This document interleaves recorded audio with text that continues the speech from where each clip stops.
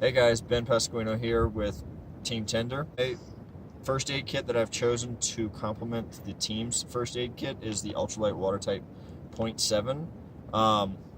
The outer shell is a highly water resistant bag, with the inside being a Dryflex resealable bag,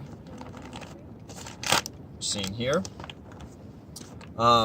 I like this kit because it comes with great things for blisters, such as the tincture of benzoin, which I would show you, but I've seemed to have used it already on this expedition. It's got your medication. It's got your triple antibiotic ointments, your gauze. I've added some quick Clot for myself into it to make it kind of personalized. A great addition for this backcountry expedition, because I do plan on doing some fishing out here, and being close to the water, if I fall in or something happens, I know that this first aid kit is still safe.